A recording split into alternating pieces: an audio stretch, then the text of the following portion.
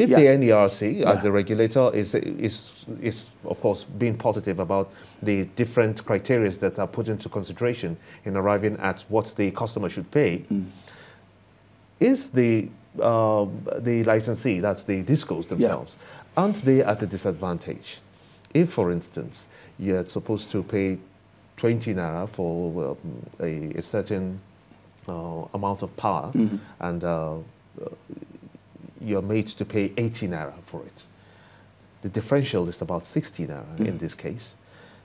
Where then does the NERC stand in regulating what happens between these two divides, and is there a subsidy between them? Well, like I said, we are working on the tariff change right now in terms of cost-reflective tariff. We don't have the final number yet. We know what the number is right there, like you just said. Instead of 53, maybe they're paying with the charging customer 30 naira per kilowatt. That would not be the going forward. We are trying to work on, we are currently working on the tariff adjustment, and I think I don't have the number right now, but when it is done, that concern that you raised, which was also the concern of all investors, not only DISCO, will be managed and will be managed by us. And I think the reason why we're doing enumeration, why we're doing all this customer care, why we're making sure all these are in place, is because we want to make sure that the final cost of power is the one that is beneficial, not only for the customer, but it's also to the investors. Because we want investors to, we want them to engage in a business which is not a losing business. We want it to be profitable. So it is us in the middle of the customer and, of course, the DISCO to make sure that this business is attractive to everybody. Okay. It's a win-win at the end. Let's talk about win-win here, because, as we say, the consumer is king, right? Yeah. So I have two token receipts here. One paid for on the 5th of November, the other one paid for on the 28th of November, 3,000 naira. But I see here at the bottom, I see KWH, that's kilowatt per hour. Yeah. That's 114 naira, 42 kobo for the 28th of November. But on this other side, 139 naira, 45 kobo for the 5th of December. Why that difference? For the 5th of November, same month, same amount paid, but the cost per kilowatt seem to have changed. Well, I don't know where that is, so I'm not the one who gave that number, so I can only guess the difference, maybe if it's not human error in calculation, which is possible, or in the instrument. It could also be that it couldn't just be that 1 month apart, the same within kilowatt. The same month? Yeah. Yeah, within the same month. Unless there was money owed before and the people are now going back in the number, in the calculation, I mean the DISCO, and come up with a correction which they should have notified the customer that there was an error in the previous calculation, and therefore it's been recalculated or recalibrated in the subsequent month.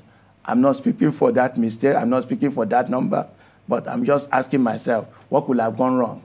Okay. Because this kind of inconsistencies will seem to suggest to an investor that there's too much risk and they may not want to come. No, the customer first is encouraged to go report this change, these differences to the DISCO, that I got this bill. Last month it was X, why is it that it's big? And this is actually prepaid. Again, it could be two things, okay? Because I also live in Abuja, okay? Once I moved to a house, and I noticed a lot of the charge to my bill is so high. So I recognized that, why should it be so high? I only go there to sleep. I hardly stay at home. Why am I paying this much? So I took a wild guess. We went to check the meter. We discovered it's calibrated as commercial rather than residential. So immediately I reported this to Abuja DISCO. And they sent the engineers. And they recognized, yes, it's a rented property, it's not my house. The person who probably owned the place was using it as a commercial. But then it's rented out to an individual residential like me. So immediately they came back and readjust and change the calibration, change the setting from commercial to residential. Immediately within that same period, my money went down. So my recommendation is that this customer should not just keep quiet. She immediately go to the nearest DISCO office. Even us in different parts of the country, we have what is called the NERC forum, and let the NERC forum be aware, and they will probably also help to determine the source of the error, and correction will be taken. I'm not speaking for DISCO alone, but I'm just saying that is the engineering way. That is the professional way that I believe almost all the DISCO would like to entertain as well. You said something earlier, and this you have to do this real quick because we're at the time.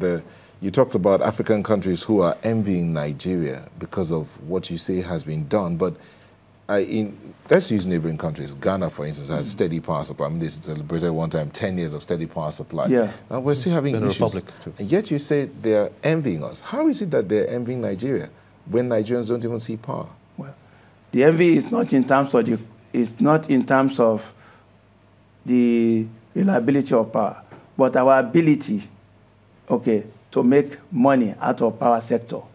In other words, this is a business that, with given the population of almost 200 Nigerian millions, if we take the power sector very serious, we will try and produce power and market it and make it available in large number for both the residential, commercial, and industry.